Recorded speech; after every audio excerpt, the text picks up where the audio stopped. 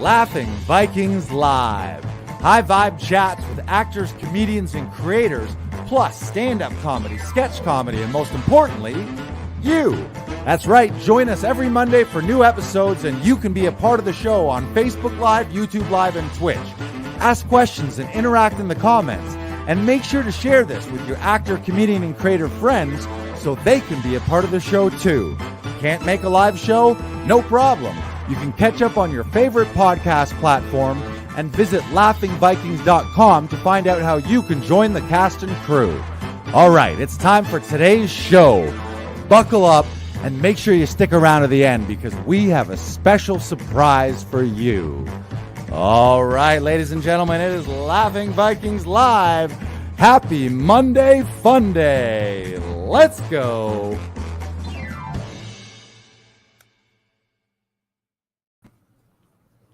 Hey. Welcome, Blur. Welcome. It's not every day that you get to start off the show with Mr. Blur. Any words of wisdom for the people, Blur? None whatsoever. None whatsoever. Well, thank you so much for being here, Blur. Eventually, we are hoping that... Oh, Lars, you just missed Blur. Did I? Yeah? There I go. Yes. All right. There we go. Now that our technical difficulty is done, Logitech, I'm talking directly to you, Logitech.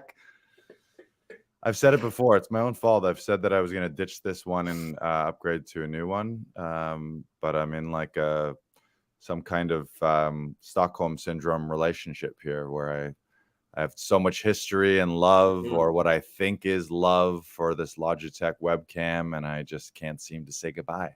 It's hard to leave, right? Yes. But now I'm no longer blurry, so that's great. That's perfect. Yes. Yay! Which was interesting because we were just talking about how in maybe next week or the week after, we were going to do a technical, an episode on technical setup and home studio type setup.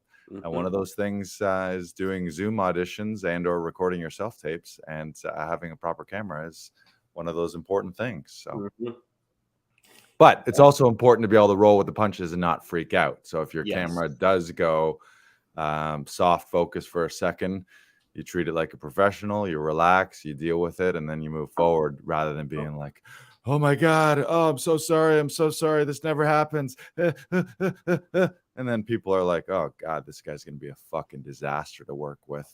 But what you want is people who can roll with the punches and just deal with things as they happen and be problem solvers, solution oriented problem solvers. Yes. So welcome everyone. This is episode 91. We got a fantastic episode today. When we do get into it, we're going to talk about actor marketing 101. So how to optimize all of your actor marketing materials, which is something that a lot of actors sometimes let slide or let slip. We always talk how Tom Todoroff always says it's called a play, not a serious, which means this is supposed to be fun and there's play involved, but it's also called show business. And in business, you don't have a successful business without proper sales and marketing materials and processes. So the challenge for a lot of actors is taking their craft and their creativity and putting that in a box or in some package to then market to the world. And it truly is a world market now with the internet and social media. Doesn't matter where you live, you have access to markets and to productions all over the world. But if you don't have your shit together and your marketing material together, you may not be being seen. So the episode today is going to be amazing. We're going to talk about how to optimize all your marketing materials so that then you can get more auditions, and or your agent and management team can get you more auditions, because at all times your best foot forward is there in terms of headshots, reels, resume, casting sites, your own personal website. And there's one in there that I'm missing. Social media profiles as well too. Yeah. The bottom line is at all times you want to have your best foot forward. So we're going to talk about that. But first, someone who recently put his best foot forward in an audition and in a callback. One of our favorite members here at Laughing Vikings Actors Audition Club, favorite regulars, Scott McCullough. This is a shout out to him. Brandon, you want to explain? Yeah, Scott had an audition for a short film, and then on, I believe it was Sunday, he had a callback for it as well, which was a very short scene. And he came in, he knew exactly what he wanted to do, and he delivered that. We worked on it for about an hour. It was fantastic. It was a very proud moment, and I'm so happy for Scott. It is incredibly well deserved. Very well deserved. Boom, Scott McCullough. Yeah, he's so great. He's one of those lifers. I think he's been acting for a long time.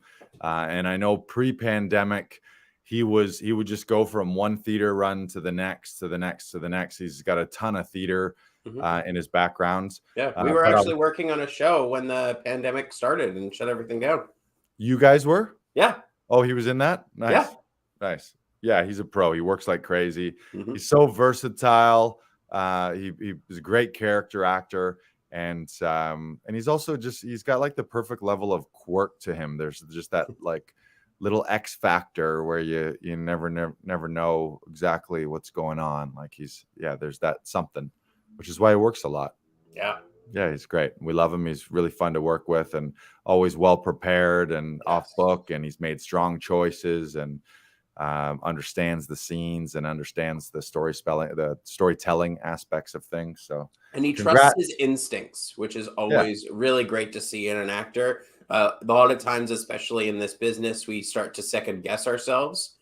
Scott is someone that really does trust his instincts and goes for what he wants, and that's fantastic, and that's a great role model for all young actors just starting out today. Yeah, he's got great levels of self-awareness and self-love too. He knows who he is and what he is and what his strengths and weaknesses are, and accepts and loves all that. So he's not afraid to put himself out there. So congrats, Scott McCullough. Boom. We got some real actor mojo here in the Laughing Vikings Actors Audition Club. That's great. Yeah. All right. Anything else we wanted to discuss before we get into it? Yes, there is one thing. I am doing a fringe show in July called The Prince's Big Adventure. It is by Stephen Elliott Jackson, who I have worked with. This is the third collaboration I've worked with Stephen on. He has a show at the Theatre Center in Toronto that just opened on Tuesday called Three Ordinary Men. Go see it. I'm sure it is fantastic. I am very excited to see it as well. So The Prince's Big Adventure is coming to Toronto Kids Fringe in July 6th through the 17th. It is starring Astrid Atherley, Jim Armstrong, Olivia John, Nick Seraph, and directed by and written by Stephen Elliott Jackson. And the music is by Tyler Check. And so that is very exciting. The dates are Wednesday, July 6th at 3:45. Friday, July 8th at 12 p.m., Sunday, July 10th at 2 p.m., Monday, July 11th at 3:30, Wednesday, July 13th at 3:30, Thursday, July 14th at 11 a.m., and Saturday, the 16th at 4:30 p.m. So check it out. It's going to be a fantastic show. It's going to be very exciting, so check it out. And that's at the Toronto Fringe Festival, yeah? Yes, and you can get tickets through the Toronto Fringe. Oh, congrats. That's great. I know you've been rehearsing for several weeks and working hard at that. So feel good to be back on stage and back in a show. Yeah, it's really exciting. And it's nice to do a musical again. I haven't done a musical in a very long time, and it has been I've always loved musicals. And this is a very exciting experience for me. Yeah, you got a couple songs, yeah? Yeah, nice. I do. I have a solo. Attaboy. So look out for that. Nice. The Ballad of Brandon Knox. Maybe. The Ballad of the BK Broiler. Yeah. I was named after a chicken sandwich. Right. Right. A delicious chicken sandwich. Yeah. All right. Were you ready to get into the content today? Let's do it. Okay, so actors, in order to get auditions, somehow you got to sell yourself a minimum of a headshot, a resume, often a demo reel. These days, people are finding you on casting sites and on your social media and or your own personal website. So what we wanted to talk about is just the importance of updating those and optimizing those. I would say the minimum, I don't know what you think, Brandon, but I would say the minimum is every 6 months. If you could do that once a quarter, that's probably better. And the more often you do it, the less time it's going to take because you're going to have presumably less changes and less updates. But the idea being is that at all times to the marketplace, again, if you're unless you're doing this just for community theater and for the love of the game, which is amazing if that's what you want to do and you have other means to make your income. But if you're doing it for money and this is show business for you and you're making a career out of your acting, you can't ignore that. You can't ignore the marketing and sales. And I know a lot of actors, they can shy away from that, or artists in general can get stuck in that starving artist mode of finding their own value or shying away from anything that's considered salesy or promotion or PR and that kind of stuff. But that's and the I mean, reality. really, what that stems from is fear. That Stems from a fear of not knowing or a fear of not being able to succeed, right? And the more we fight through that, and the more we really try to face those things that are unknown and scary to us, the less it will be scary later on. So face it now, and then later on, it'll be a lot easier for you. Yeah, I mean, it can be fear for some people. There's the fear of, oh, what if, like the sort of the classic fear of success, meaning if I put my 110% best self out there and then get rejected, that's proof that I'm shitty. Versus a lot of people hold back. And then in the back of their mind, it's, well, the reason that I'm not where I am is because I'm not giving it my all. And if I gave it my all, then I would be different. But it's a way that people self-sabotage themselves by not putting their best foot forward. And then it's like, well, of course I didn't get all my dreams come true because I wasn't really giving it my all. So you have that to fall back on, which is kind of fucked up when you think about it. But and the other thing for a lot of actors is it's not our strengths. For a lot of people, it's the passion and the creative drive is to create, to write, to be in classes, to perform, to study, to be on stage, to be on camera. And maybe you went into acting and to the craft of acting for that reason, and not because you wanted to be a social media marketer or a marketing professional. And at top level, obviously, A-list people, when they have the income coming in, are investing into publicists and PR people and social media managers and all those kind of things, so that eventually you do want to outsource some of this, even if it means at some point early on in your career hiring a virtual assistant who's handling some of your online profiles or your social media marketing and that kind of thing. But until that point, it's likely a DIY thing. So what we're going to talk about is the six types of marketing materials that you can optimize. And again, we suggest do this quarterly. And the idea being just always having your best foot forward and always leveling up. And the longer you wait in between those things, and then you wonder like, oh, why am I not getting auditions? Well, maybe it's because nobody knows who you are, or what you are, or who you are right now doesn't match what you're putting out to the world as far as your materials. So let's talk about headshots first. So headshots on all the casting sites. These are, I mean, I think it's probably the number one.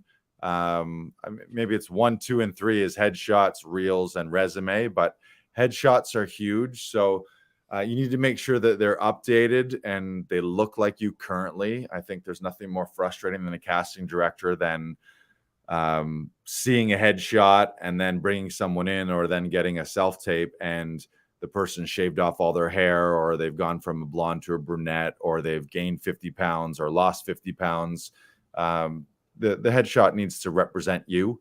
And I think the other important thing is when you're doing these headshots is ideally you find a professional photographer who works with actor headshots, not just a random friend or a portrait photographer who finds out you're an actor and is like, yeah, I'll take some pictures of you. You want to find people who understand the industry and who understand casting directors and the process. And a few things to think about is making sure that you have a variety of shots. Maybe that's somewhere between 3 and 6 that cover a range of looks. And how you want to look at that is ideally you have a photographer who knows the industry in your market. So if you're in Toronto, New York, LA, and knowing yourself, it's a combo of knowing the market, knowing yourself. What are the 4 to 6 key hits that you could go out for? So are you going to have a corporate look? Are you going to have a dad look? Are you going to have a sports guy look?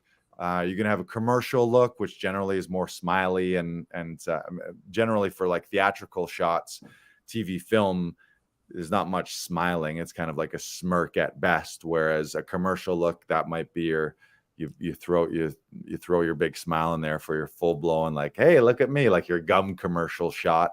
So those are some of the things to think about, but make sure that with a professional actor headshot photographer, you should be having a pre-session to go over all your wardrobes and your looks ahead of time, not just showing up on the day and they're like, oh shit, what you got? Oh, this is all wrinkly, or I don't know if that really works or it doesn't look great. The fun thing about most headshots is you don't need to worry about your bottom half. It's just top half. So you want to have that consult. I had an amazing headshot, my favorite headshot session of all time. And we specifically spent probably half hour talking. Then I went out and got looks, sent him just cell phone shots of the looks. And he'd be like, I don't know about that shirt. That's a little too much. Or let's do that jacket with this shirt. But all with the goal and the intention of who is that guy in that outfit going to be cast as. So it's not just me deciding, oh, this is my favorite outfit that I want to wear. Or, oh, I really love this blue shirt, so I'm going to wear a blue shirt. It's who's the character that I'm portraying? What's that look actually getting me?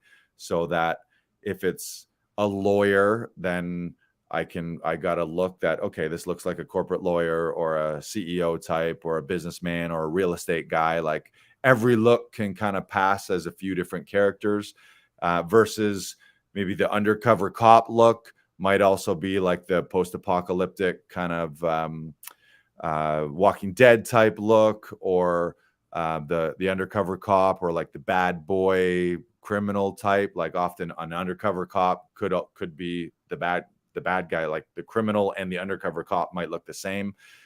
So just being really mindful about that and keeping them up to date.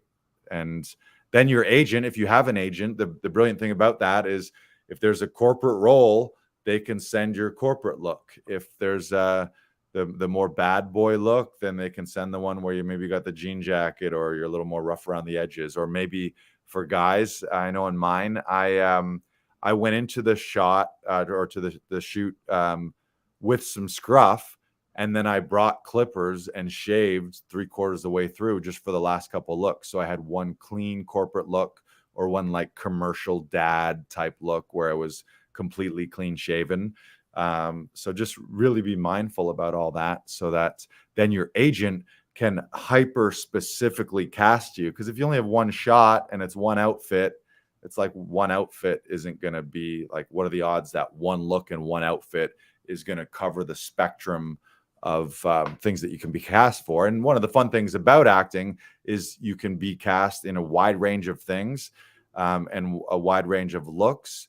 But you got to look those parts. It's like you can't send in, like if you're wearing a ratty t-shirt and a jean jacket, what are the chances you're going to submit that to be the CEO role or the ultra luxury real estate agent in a film? Like it doesn't match up. So casting, yeah, maybe they have some creativity, but better to show them like, oh, that looks like the guy. And then if you look like that, and then you have the acting chops to back it up, you got a great chance of doing well. And if you don't look like it, they might not even click your button on the casting sites. And the other thing I would just say is, remember with your headshots, more than ever, it's a thumbnail game. So you have to have good lighting. Your face and specifically your eyes have to be well lit. Again, this is really on the photographer knowing what they're doing, but you can judge this by looking at the photographer's portfolio. The casting sites, they're all looking at you on thumbnails.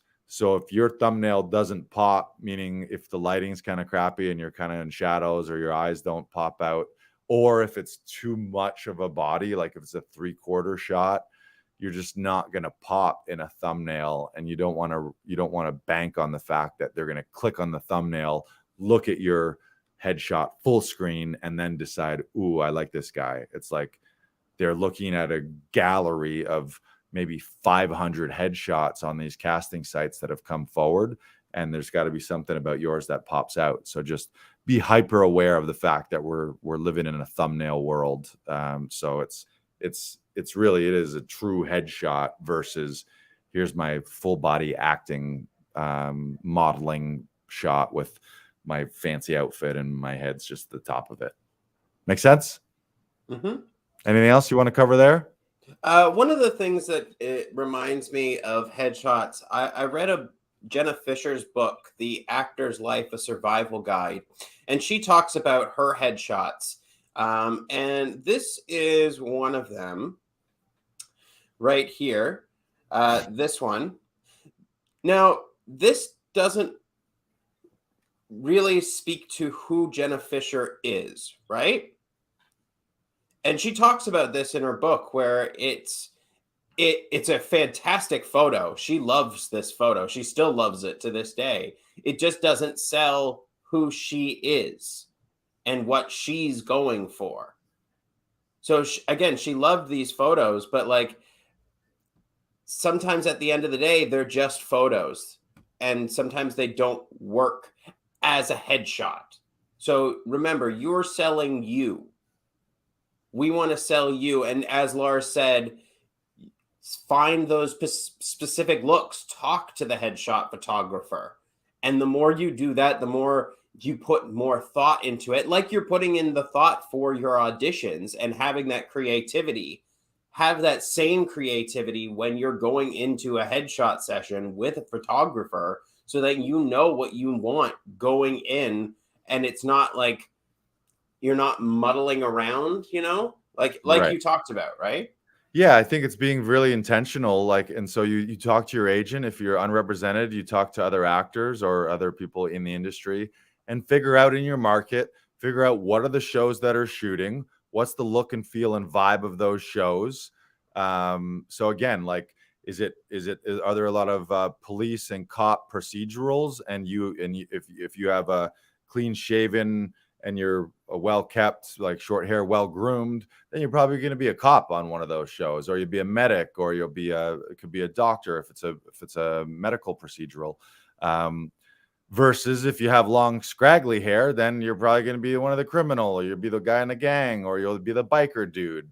So it's just identifying all those niches. But to speak to your point and to Jenna Fisher's idea is, yeah, you want the shots to capture the essence of you. So don't go too far out of your way to get shots that just aren't your vibe or aren't the thing that you want to be portraying. Remember that you have choice. And I think early on in people's career, there's sort of an idea of, I just got to say yes to anything, and anything anybody will give me, I'll take. But there's maybe certain roles that you don't want, or you don't want to get typecast as, and have the courage and strength to be like, no, those roles aren't for me. They don't interest me. I'm not going to be feeling high vibe to be sinking into that type of character. So I'll say a pass to those types. But yeah, be very specific, very, very intentional about those looks, so that you're really, you want like these stealth missile headshots where it's like, boom, this headshot's going to get you in this narrow range of characters on this narrow range of shows.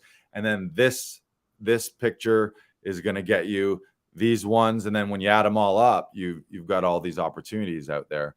Another one there's been a resurgence of like Western style or like cowboy style. And it's all hints of that stuff. It's like, you don't wear a police uniform in a headshot, or you don't wear scrubs because you're a doctor, or or I wouldn't wear a cowboy hat in a cowboy thing, but I might wear a jean jacket or a little bit of leather or like a denim shirt or just hints of it. Or maybe it's a jean jacket and just a plain t-shirt underneath, which gives that cowboy vibe as an example. Yeah. So just be specific and do your research and invest in that. A lot of times I did this is early on. I went the friend routes and I skimped money and I'd go low prices. And this last one was the most amount of money I spent on it, and it was still fairly reasonable. It was 600 US for me to do it. I got more shots than I've ever got ever before. I got more looks than ever before, and I'll probably be able to use those headshots unless I physically change. I'll be able to use those for a year, maybe two. And yeah, they'll be great. And then they'll help me land agents. Like your headshots, don't go out and try and get an agent if you don't have killer headshots, because the first thing they're going to say is, do you have headshots? Mm-hmm. And then if they don't like them, they're going to be like, okay, you need to go get new ones. And they might not sign you until you come back and have this stuff. So all of this can help you get agents. All of this can help you get in with new casting directors, new management, help producers see you, help the world see you. So invest in this and realize that everything we're talking about today is something that you should invest in. And if you're thinking like, oh, well, I don't have money to invest in it, you got to figure that out. Like you either upfront invest in it and then you get the return, or you figure out how to make some money on the side doing something, and then you allocate some of your money from a Joe job into investing into your acting career. If you're looking to make your acting career something that you monetize and get paid for like a business. And if not, then don't worry about any of this stuff. Just have fun. All right. Number two is your demo reels. So headshots are great, but they just show physically who you are. They don't show any of your acting chops and your real craft. So at the top level, your demo reel is going to be clips from things that you've been cast in, ideally professional films and professional television. Professional short films. So it's about getting everything that you have done, getting it together, which can be tough, tracking things down and finding things, but you can find things on YouTube. One thing that I've always done in my career is at some point during shooting, I've made friends with somebody, a production assistant or someone in the crew, and specifically asked, when the time comes, who do I reach out for a copy of this commercial or this short film or this film to get your footage, and just establish that, rather than a year later when it finally comes out, you trying to figure out who's your go-to contact person. So you can establish that. You can also ask them, when do you expect this to come out? Because for confidentiality and NDAs, you can't be sharing clips before things are released. But once things are released, I guess then it's okay to have it out there. But it might be you could shoot something and it could be a year later. I shot a feature in 2017 and it still hasn't been released. So, but I already have that footage. But if I was waiting now, it's like, who knows where those people are 5 years later. So ideally, you get all those clips together and you find someone specifically who's a demo reel editor, who knows how to tell a story and to present you. In a nutshell, you want them to be quick. Like I think a minute and a half, 2 minutes, maybe 2.5, but that's pushing it. Better to leave somebody wanting more, like better that they watch the whole thing and they were like, oh shit, I love this person. Let's watch that again. Then have them get to 3.5 minutes and be like, okay, I get it. A couple other tips is you're not really worrying about story or the scene overall in demo reels. What you're worrying about is your footage up front, your best moments. So ideally close-ups and not wides. So it's like you want the camera close on you. So find the scenes where you have big close-ups.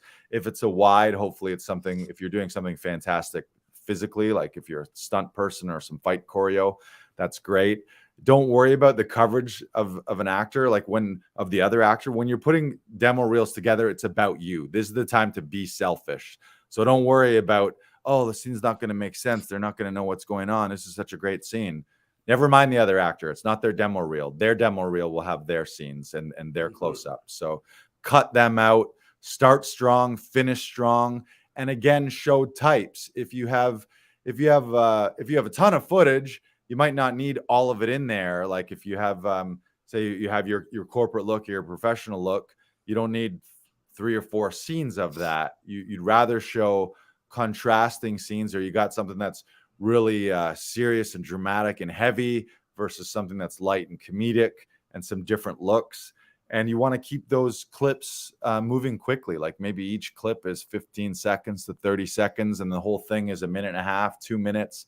So it's just wham, bam. It's moving quick. There's no time for someone to get bored and be like, I get it, next. You don't want them to click it and shut it off. So we work with demo reel editor through Wicked Tree Creative. Mm-hmm. I believe if you go to laughingvikings.com/demo reels, can you double check that, Brandon, and see if that link's still live? It's either reels or demo reels, and it's a link to get a deal with Wicked Tree. Adam at Wicked Tree Creative puts together great demo reels. Demo reels. laughingvikings.com/demo reels. I'll put it in the chat. Okay, perfect.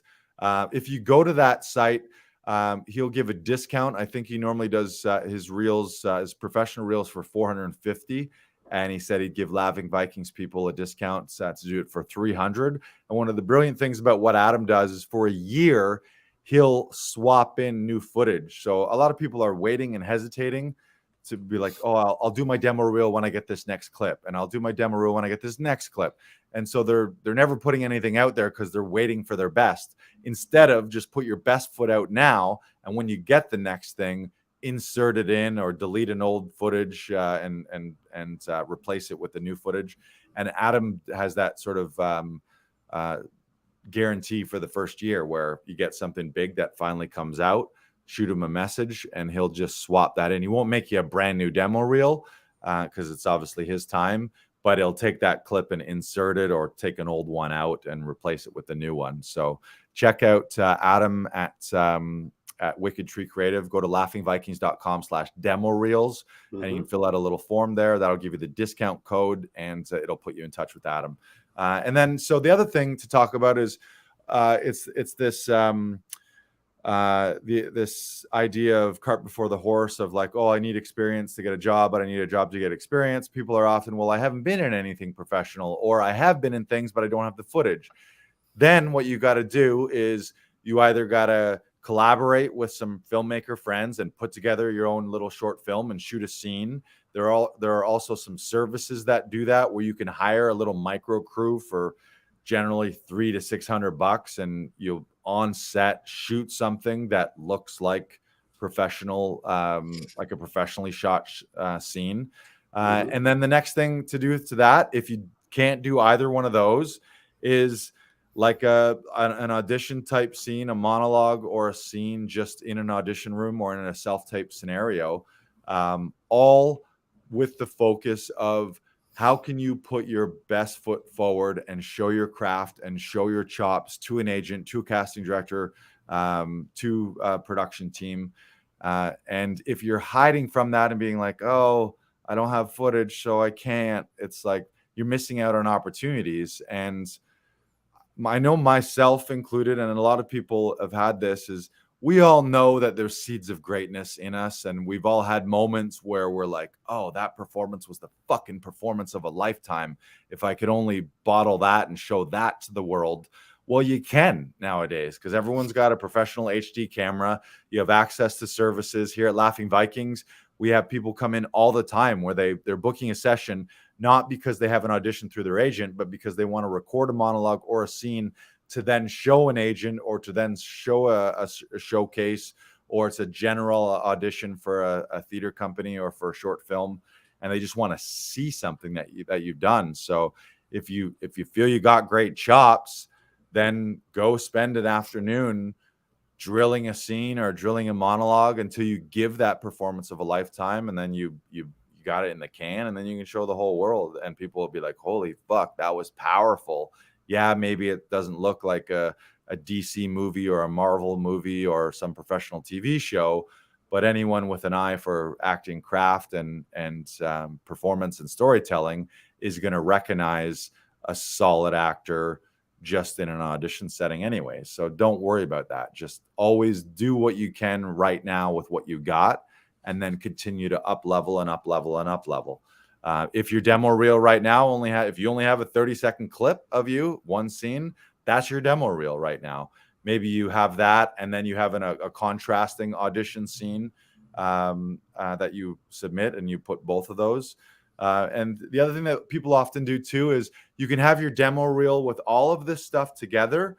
And then you can also, a lot of the casting sites have what are called clips, where you might have your demo reel sliced into all those clips. So here's my real estate guy. Here's my post-apocalyptic guy. Here's my homeless guy. Here's my wacky, funny, quirky dude. Here's my police officer. So if you can like have it all together so that someone can see, oh, here's this guy's range and his whole body of work as an actor, but then have those hyper specific clips so that if you're submitting for a lawyer or a cop or a drug dealer, you can be like, oh, send them this clip, or that clip. And then they're like, oh, okay, yeah, that's the perfect vibe for this type of character and this type of submission. And then your agent has access to all those tools too. So instead of sending a general demo reel that 75% of the material isn't right for the character that you're auditioning for, just send them the one clip that's fucking spot on. And it's like, that's the perfect guy. We need a high-end luxury real estate agent, and you have a clip where you're playing a CEO. That's not the exact same thing, but it's close enough that it's in the world. Make sense? Yep. Anything you want to add to reels? If you are making your own demo reel and you want your agent to look it over, don't send them multiple clips. Send them a fully fleshed out demo reel that is 1 to 2 minutes. Send that to them for them to review. Then they will give you some notes. Don't send 10 to 12 clips that you like and you want them to pick it out for you. Finish the work and then ask them for either some notes or just to have a look, or just take a second for them to see you, because your client or your agent wants to see you, but they don't want to do the work for you. They have their own job and their own lives to worry about. Right. Does that make sense? Yeah. And then I think, again, that comes down to self-awareness. What do you want to put out there? And it's also self-love and the confidence of like, this is who I am. This is what I want to be, and trusting yourself and trusting your instincts. Yep. And deciding what do I want and what do I want to put out to the world, versus someone like is like the insecurity of like, I don't know, what do you think? Do you like this? Is this good or is this good? Like no, that. We don't want that. Think of all your favorite actors and people that you really look up to and admire. They're strong and they're decisive. They make strong choices. They go after what they want. They own who they are. They're not wishy-washy, like, oh, what do you think? Is this any good? Should I use this or that? And again, it comes back to that old saying of don't ask for permission, ask for forgiveness. Yeah. And again, your agent, you might be one of 50 or 100, or depending on the agency, a couple hundred of their clients. And technically they're only making money when they're submitting you for jobs. So everything that they do for you on top of that, all these ancillary things of like, look over my resume, look over my reel, look over my headshots, that's extra time that's leading you to that. But that's not their bread and butter, is going to be submitting you to casting directors and having back and forth with production and signing contracts and negotiating contracts and doing all that stuff. So the more you can do on your own, and then you just tell them, here, these are my professional materials that you can now go out and market and sell me to the world with, rather than have to ask them like, oh, who should I be? What should I look like? What do you think? Like, it's just not strong. Yeah. So number three. Resume. This is a big one. I know that any casting director that I've talked to, especially if you're a new actor, they're obviously going to see your headshot. They might see a demo reel, but often they're looking at a resume. And I know that casting directors, most of the ones we've talked to, prioritize training is what is the section. Like they might skip over what you've actually been in and go straight to training. So that's why I would preface all of this talk with, don't worry about any of this if you haven't already invested in classes and training, and you haven't been taking acting classes, been a member of a studio, done a conservatory. It is a professional career. It is a craft and a learned technique. It's not just learn words and say words. There's more to it than that. And a casting director, if they look at a resume and there's no training there, they're going to wonder, is this person professional? Can they cast you and throw you in front of a multi-million-dollar crew where it's $100,000 an hour? And if you're doing things that are unprofessional or blowing takes or whatever it may be, then you make everyone look bad. You may get fired on the spot. So, anyways, go through your resume. It should be one page. Should have all your contact info on there. Should have your agent's info on there if you're represented. Normally it's broken down. TV, film, commercials can be on there. Sometimes people put commercials by request, or some people use the word, if you've got a lot in your career, you might put select TV and film, select commercials, and then you just put like your most recent or your biggest name ones. And again, you put what you got. Like if you're 40 years old now, I wouldn't be going back and be putting the high school play that you were in when you were 13 years old. I was amazing in Fiddler on the Roof, but whatever. I'm sure you were playing an old man, an old Jewish man. And then training and special skills too. So again, have all of this update, but I would say with a huge emphasis on training, and that training should be ongoing. I don't think you should be looking at your training as like, oh, this is the training I took when I was in university and that's it. So be constantly looking. If you're looking to optimize and upgrade your marketing materials every quarter or every 6 months, you should also be thinking, how can I upgrade my skills and my training every 3 to 6 months, which means you're taking a new voice class, you're taking a new movement class, you're taking a new specific skill class, like you're learning the box, or you're learning to ride horses, or you're learning firearms, or you're learning how to fence, or you're learning stage and screen combat. All of these extra things that you can put on your resume that then are going to make you a stronger actor on the day, and or just flat out help you book the job to even get there, because they see, oh, this person has the training that's required. So be specific. It's a little bit of name dropping sometimes with your instructors too. Like certain instructors are more well known, so make sure that if you've trained with well-known people and well-respected people in the industry, make sure their names are there, because you'll be vetted through that training. Where I give you the example of improv training and comedy training, Second City being one of the biggest places. Like there's Second City, there's Upright Citizens Brigade is another one, or here in Toronto there's a group called Bad Dog. But Second City is kind of like I've seen agents and casting directors, when they're like, they see Second City on a resume and they're like, oh, this actor can do comedy. And I mean, that remains to be seen. But if you've got something, if you have done that training, then with a world famous, prestigious comedic institute like Second City, you want to make sure that's front and center so that it's on there. So make sure that your training is front and center, and then update things. So, and I know a lot of people slip on this, where you just did something huge. Maybe you had the biggest role, you're recurring on a series, but you haven't updated your resume in a year and a half.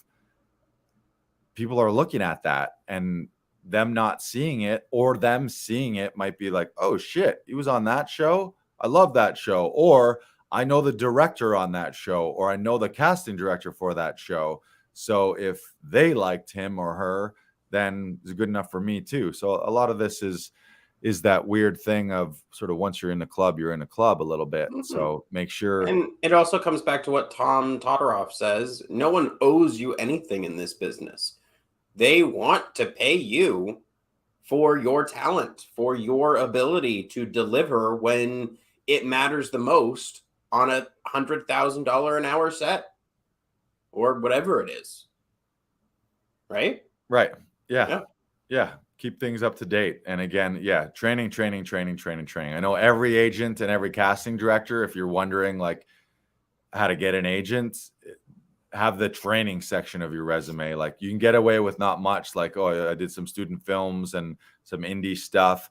But then if your training shows you've done a conservatory program and you're a weekly member, a monthly member of a studio, and you've taken this casting director's workshop and this other works, like all these things, then they're like, oh, this person is learning or growing, they're professional, they invest in themselves. That speaks more than 20 IMDb credits that are things that they've never heard of anyways. Mm-hmm. Yeah. All right, my mom used to be a HR director at the Royal Ontario Museum, and like she would get resumes all the time, and like I would go through them sometimes, and like you can see right off the bat if someone's resume looks nice. And so I would spend some time looking up how to write resumes. Right. How do they look? Look up other actors' resumes and what they look like. Oh, right. Also, I will offer one small piece of advice that I learned when I was first starting out. Make sure that when you are submitting your resume by your through email, that you're not using Microsoft or Google folders or something like that. Sometimes they change formats depending on the other person's computer. Always send your resume as a PDF because it's like a picture. So it won't change when they open it. Yeah, that's a good tip. Yeah. What else was I going to say too? Oh, yeah, just formatting. Look it up. Ask, like, if you have an agent, ask your agent. They often have templates. If you have actor friends, ask to look at them. Google it. It should be clean. It should be readable. Sometimes less is more. So if you're trying to jam everything in there, but then as a result, it's just all text, then that's overwhelming to even look at. So there should be some spacing and some blank space in there as well, some margins, some spaces between the sections as well, just so it's like, it's got to be legible, and it should be also aligned too. Like, yeah, if everything's not aligned and it's just a jumble of stuff, it's going to be impossible to read. You know this when you look at documents, or sometimes you get an email from someone and it's just like one paragraph with no punctuation. You're like, oh my God, I'm not going to read this thing. No. It just looks like the rantings of a crazy person. So don't have your resume look like the rantings of a crazy person. Have it look like professional. And if that means you need to invest time and energy, or there's also courses and little workshops out there that people offer on crafting an actor resume, and you can find those too. Or you ask for help, or you ask for your agent. But again, it's a first impression type situation. So and it's very helpful too. Yeah. And like you said, never be afraid to ask for help. Yeah. People will always be there to help you. Yeah. And update them. Like I talk about 3 to 6 months, but if you just book something, put that in there right away. Like put that on there immediately. Don't wait. Be like, oh, I update my resume. Well, you should probably wait till it comes out. Except if it's if it's a movie or something. Debatable, I guess. But yeah, you could be cut from it, I suppose, too. So yeah. But that's also debatable. I mean, if you really want something and you'd be like, I was just cast in this, and if you're able to like legally say that. I know if there's NDAs and things like that, you might not be able to announce that you were in something the day you were in something. I guess we'll talk about that when we get to social media. Right. But it's also with some of this stuff, it's like, with the exception of breaking an NDA where you're legally going to be responsible, it's your career. So it's like, if you need to trumpet that you were just cast in something because you're going to parlay that heat into another booking, then I would say be doing that. Like, you want to be like, don't hide the fact that you were just cast in something massive because you think you're going to ruffle little feathers. I'm not telling you to break an NDA or to break a confidentiality agreement, but you got to do the things that you need to do business-wise. And if that means you and your agent need to tell every casting director that you were just cast in something else, then that heat can bring you multiple bookings, and that momentum can be a big deal. Number four. So the casting sites. So probably the main ones that industry uses in North America, at least, are Actors Access, Casting Workbook, and Casting Networks. Some secondary ones may be Mandy.com for a lot of non-union projects. IMDb is another one that I would lump in there. It's kind of half social media, half casting site. Are there any other profile sites that you know of? Star Now Okay. is a site based in New Zealand, but it's also for castings that do happen here in Canada or in the US. So that is something to look into as well. It's fairly cheap. But those would probably be the main 6. Right. So what this means is you went out and you nailed your headshot session. Oh, Backstage.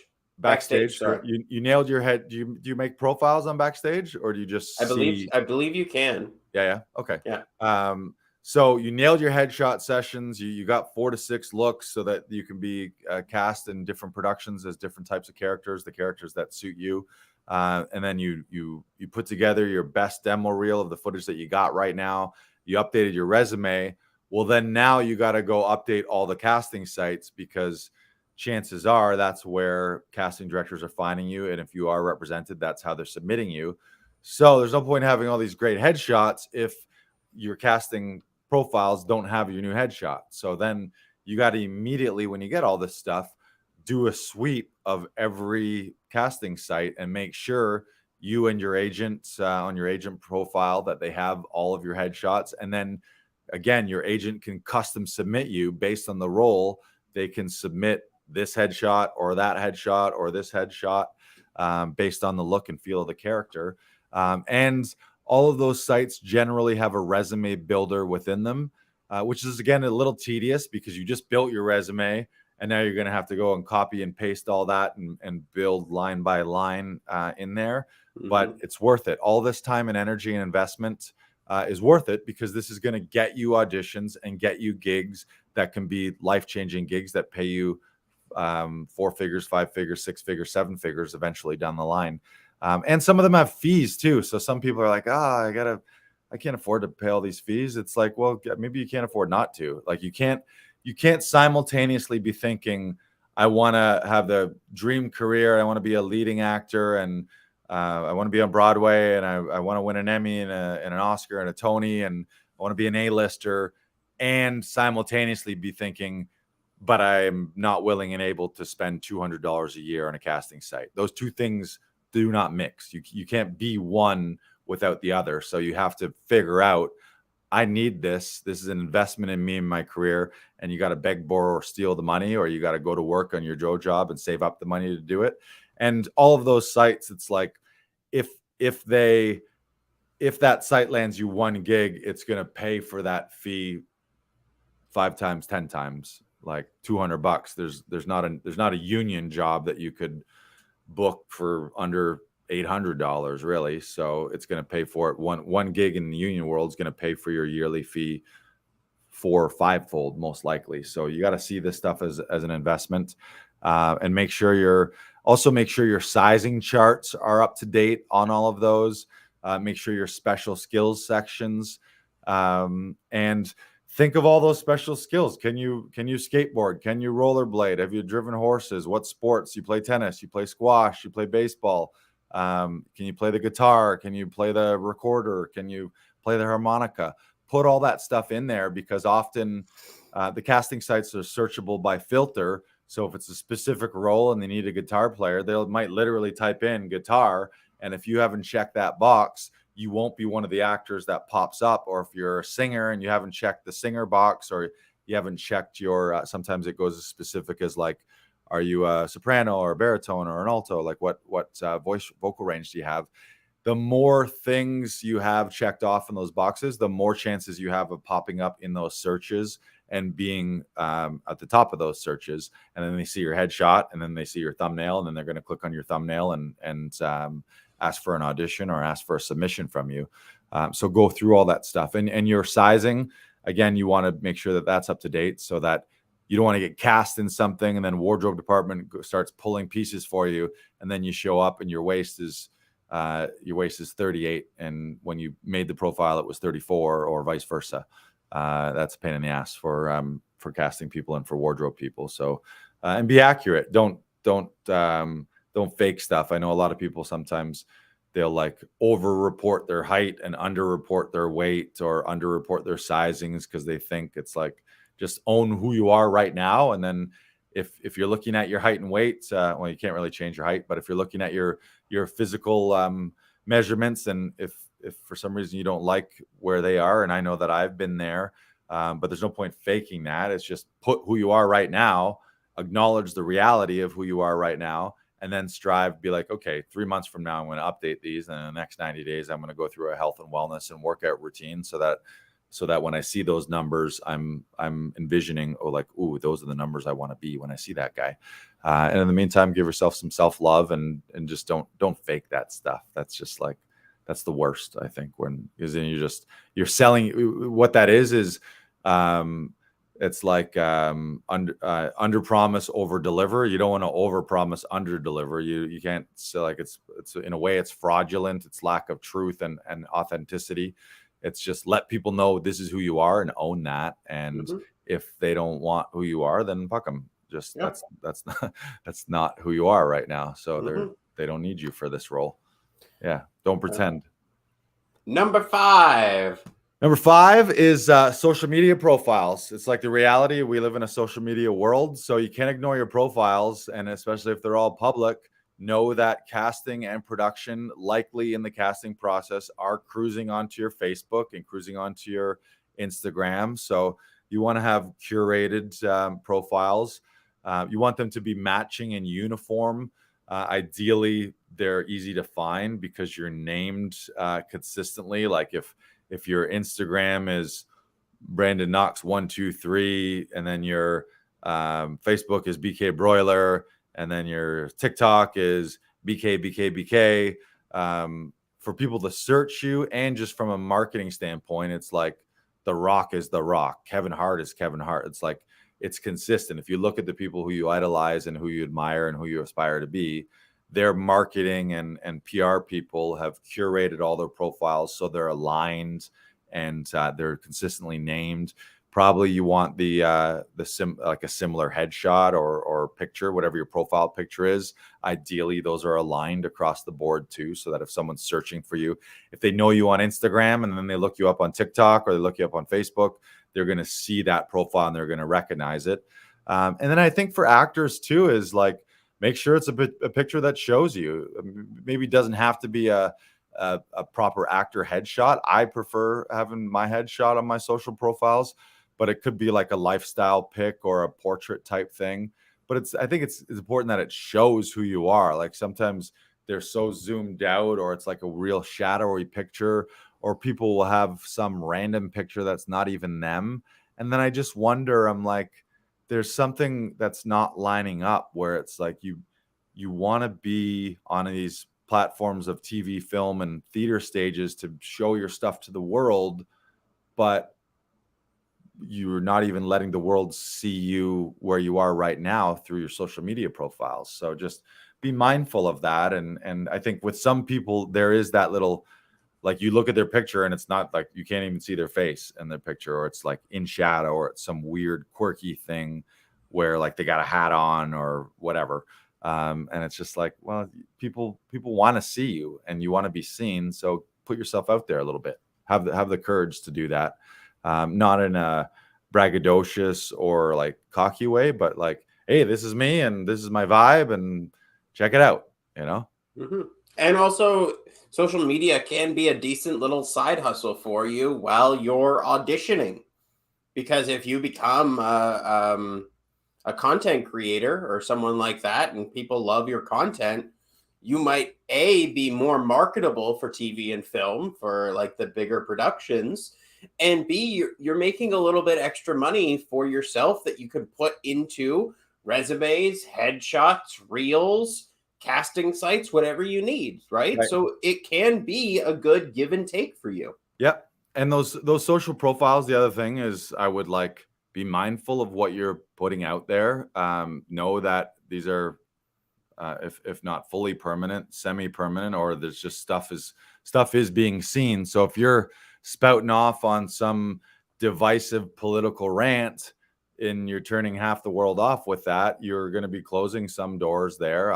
My personal thing is I want to put stuff out there that's generally positive, generally inclusive and encouraging and aspirational and high vibe and uplifting, rather than ranting about how these people suck and that person sucks and fuck that guy and fuck these people. It's like, I just feel like that's not the energy that the world needs right now. So be mindful of what you're posting. And the other thing that you can do on your social sites is be genuinely active in the industry. If you're attending workshops and you're attending screenings and industry events, be sharing those, be getting pictures on those red carpets. I know sometimes that can be seen as glamorous or what do you call it? Like just showboaty. Yeah, but it's like people want to work with people who are working and who are active in the industry. So be genuine about it. Don't be taking pictures and be like, here I am at my red carpet premiere if you were just walking by. But be truthful and be active. If you're going, like, go see plays, go see movies, and post those things. Also share other people's things. I think the more, we've talked about this in past episodes, you want to get more auditions, share more breakdowns and share more theater breakdowns and casting notices specifically with other people. Tag your friends in things that you see that maybe don't fit you. And then that stuff will come back to you. Or then when you put on your theater show or post your internet sketches, because you've been sharing a lot of your friends in the industry stuff, then you'll get that love and you'll get that social media share karma coming back to you. And the other thing too is on all your profiles, like, make sure, does it have a link? Do you have a link to your IMDb or to your casting profiles? Or do you have your demo reel posted in your pin videos? Like, I know on Instagram, you can have, there's the highlights section, which is great for you to go in. Like, if you're an actor, one of those highlights can be your demo reel and you got your demo clips. Or maybe you're on 5 shows and you list the 5 shows that you were on, and then there's clips of all those 5 shows.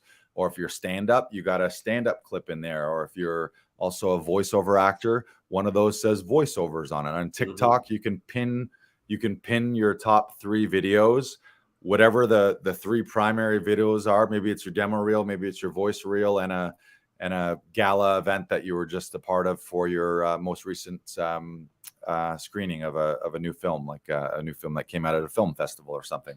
Have those as your pin things. So again, this is all your forward-facing marketing material. Is like, this is what I'm up to. People are going to want to know, what are you up to? And don't hide that stuff. Don't, like, if someone out there wants to cast you and they're cruising some of these sites, make it easy for them to find your demo reel and to find your headshots and to find your IMDb and to find your personal website, to find your contact info. Don't make it hard.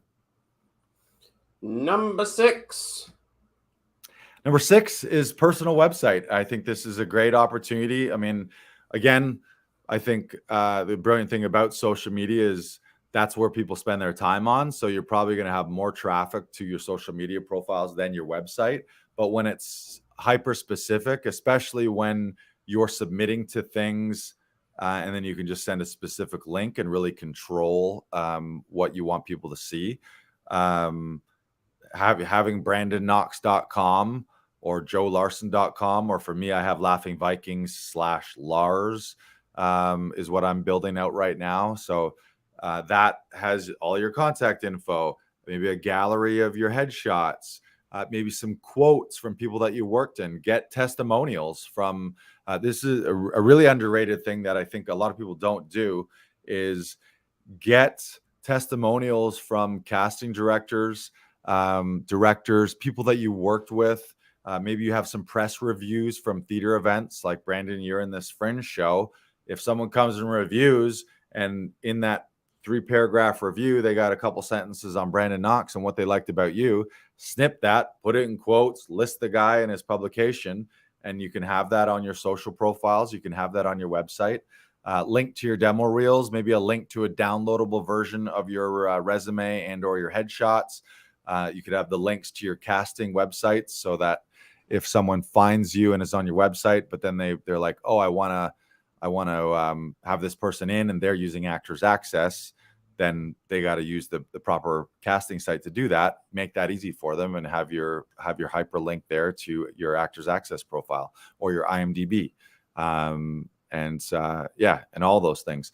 And then you can also have fun things on your own website, like those things that wouldn't fall into headshots, like more modelly shots or full body shots or lifestyle, like GQ kind of photo shoot things that are, or your like red carpet pictures. And or the other thing that's great is production stills, like of you on set, actually stills from production. Those are great pictures to put on your website. But just the nice thing about your website is you own it. Social media sites are great, but talk to everyone who invested a ton of time, energy into their MySpace profile, and then they're like, oh, well, fuck, MySpace is not around anymore. But your website is something that you can always own. You can always curate and control. And the other thing, am I still blurry here? I am. The other thing that a website allows you to do is it allows you to build an email list too. So you can have a little capture thing on like, hey, stay up to date with what's new in my career. And you put out a little monthly newsletter, like just a little monthly blurb of what you're up to, or here's a clip of my most recent film, or here's the link to my tickets. And you can actually start to build that. And that seems, when you're new, that might seem daunting or small, or you're like, who the hell am I? But it's like, even having an email list of 100 people, when you blast that out, if there are people in your market, in your area, if you got a fringe show coming up and you got an email list, blast that out. Hey friends, here you go. Excited for this show. Here's the ticket link. Would love to see you guys out there. And if you're a person who's already gone to lots of other people's shows and you're always sharing the love and supporting other people, you're going to get some of that back. And having a website is the ability to capture emails on a website is one of the most important things and biggest reasons to have a website. Yeah. All right. Is that it? I believe that is it. Is that it? So just to recap, again, every 3 to 6 months or sooner, like I would say at minimum, but you can also just update things whenever you got new updates and you just go in there and do it. But make sure headshots, demo reels, resume, casting sites, social media profiles, and your personal website, just put it in your calendar right now, like the 1st of January, the 1st of April, the 1st of July, and the 1st of what would it be, October, September, once a quarter. That's you're spending a morning going through all of that stuff. And again, people resist that and be like, oh, I'm not a marketer, I'm not a salesperson. Great. Then outsource all that and have a team. But then if you're like, oh, well, I'm not making enough money in my acting to justify that or to afford that. Well, great. Now you're your own publicist and your own social media marketer. So you got to do it yourself. And it's an investment in yourself. It's an investment in your career. And one audition or one gig is going to pay for all of it, pay for your sites, pay for your time and energy. So it's definitely worth it. So you can't be striving and aspiring and wishing and wanting and dreaming and hoping for all these things, but not actually putting yourself out there. And again, it is a business, and like you have the greatest product and service in the world that solves everyone's problems and makes businesses millions of dollars. But if you don't have some marketing and some messaging and some materials and some social posts, then how's anyone going to know about it? And the brilliant thing is, with our phones more than ever, it's like if you do all this stuff properly, you may never need an audition again, because you could just write your own ticket, because you develop your own content and build a following and build a fan base and monetize that and start putting yourself out there. And this is your distribution platform, and you're the creator. So it's doing all this as a way for you to circumvent the old school gatekeeper system and present yourself in a better light to that old school gatekeeper system to get those auditions and get those gigs too. So super valuable. Highly recommend that you guys do this and don't ignore it. It's again, it is a business. So if you're resisting it and you want to make money, then it's just those two things are going to be butting heads. You got to figure it out. Yep. Yep. Okay, so let's talk about our weekend in Comedy Alley coming up.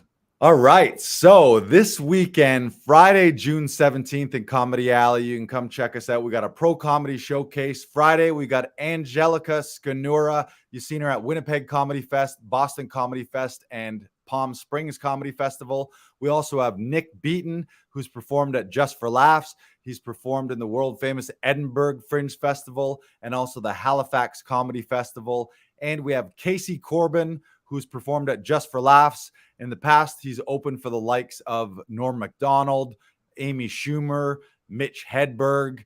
And we got a fourth comic on Friday, Sammy Fareed, who you've seen on CBC. And you also saw him on the Food Network's Wall of Chefs. Sammy's an amazing chef as well. So check that out. You can grab tickets at laughingvikings.com/comedy alley. We only have 20 tickets per show. And I think we are about quarter sold out right now. So you got to get them real quick. And Saturday, June 18th, we got another humdinger of a show, another pro comedy showcase featuring Al Val, who you've seen at Just for Laughs. You've also seen at Halifax Comedy Festival and on CBC. We also have Cassie Cow, who's performed at Just for Laughs. She's been a part of Roast Battle Canada and the series Still Standing. And we got Sam Norton, an Alley favorite. You've seen him on HBO, Fox, and at the Boston Comedy Festival. Of course, I'll be hosting all those shows. You can grab tickets, go to laughingvikings.com/comedy alley, and you can join an intimate night of fun with friends in our outdoor venue. All new lineups every Friday, Saturday at 8 p.m. And make sure to check out our group specials and our VIP seasons passes. Go to Comedy Alley, laughingvikings.com/comedy alley. Go, go, go, go, go. What are you waiting for? Go. Go, go, go, go, go. Click it, click it, click it. Well done. And we have one more announcement to make, correct? Do we? Oh, yes. Save the date. This is a big save the dater right now. The opt-in form will be ready soon, but we are unleashing and unveiling our second Audition Hero workshop. We did one back in late January, early February, where we do a full workshop talking about all things auditions, specifically self-tape auditions. But if you're an actor that's struggling with self-tape auditions or auditions in general, this is a workshop that you want to make sure that you hit up. So save the date. We're going to start on July 24th. Will be our next iteration. In January, February, we did it. We had actors from all over the world. 24th or 21st? What did I say? I said 21st. You said the 24th. Oh, did I? Are you sure? Yeah. Roll back the tape. I can't not until later. I think I said 21st. I'm pretty sure you said 24th. All right, but I think I said 21st. All right. Listeners at home, did I say it's not the 24th, it's the 21st. July 21st, save the date. Tell all your actor friends. It's a live virtual workshop training, so you can be anywhere in the world. Last January, February, we had people all over the US, all over Canada, in Mexico, in Portugal, in the UK. We had a friend of ours, a new friend of ours in Iran. So it's a global event, and you can come spend time with things. We're going to talk time with us. We're going to talk about all things auditions. And the idea of that is so that you can step into your new role as an audition hero and work towards landing your dream role in television, film, and theater. And we're going to start that July 21st. So stay tuned for the link, the official link to register, but save the date. Put it in your calendar right now. Just go there and be like, July 21st, block off a couple hours, and we're going to come out with the dates and the timing of that and the itinerary. And if you came to the first one, come to this one because it's going to be different. We're going to add a bunch of training. We're going to make it a lot better. We're going to make it more interactive. We're going to do some new stuff. There's going to be a lot of opportunity to meet other people in Actors Audition Club and hear their testimonials and learn from other people, not just Brandon and I. So this is going to be Audition Hero 2.0. Again, save the date, July 21st. I can't wait. And after that, that's also when we'll be doing, we're going to be opening the doors again to our signature community here at Actors Audition Club. Our membership only opens a few times per year. And we do the launch with Audition Hero Workshop. And then that parlays into the opening of the doors for people who want to join our community and join our membership. And once those doors are closed, they are closed. So you cannot get in them for another few months at least. But I know for sure July 21st is when we're going to launch Audition Hero again. So save the date and stay tuned for the link. Yeah. All right, everyone. Thank you so much for tuning in this Wednesday. Have a fantastic week coming up. Enjoy yourselves. Enjoy your art. Have fun. Apply your creativity into everything that you do. Thank you. And before you do all that, go update your materials right now. Don't listen to this and be like, oh, this is a good idea. Like literally go right now and spend all the time or mark in your calendar. Okay, this Friday between this time and that time, I'm going to do all the stuff that we talked about. And then do everything that Brandon just said as well. Right. And on that note. Yeah, there's just a certain and just the note there is there's no point listening and learning and taking courses and workshop and getting tips and advice and just like putting it in your brain. Everything that you ever learn has to translate to an action. Otherwise, it's useless. Knowledge is not power. Knowledge plus execution, that's power. So you can listen to all the podcasts you want in the world and take all the courses and read all the books. But until you physically take the time to act, take action, execute, put in some work, none of it is going to translate to anything. You're just going to be this person who knows all this fancy stuff, but has nothing to show for it because you never do anything about it. So don't be that person who takes course after course and learn. Like these lifetime students, learning is great and growing is great, but only if you translate that growth and learning into executing on those ideas and actions. Yes. Act. You're called an actor. So go act. Move your body. Get shit done. Move your body. Move your body. All right. Goodbye. All right. See you next week. Oh, see you in Comedy Alley. See you in Comedy Alley. LaughingVikings.com/Comedy Alley.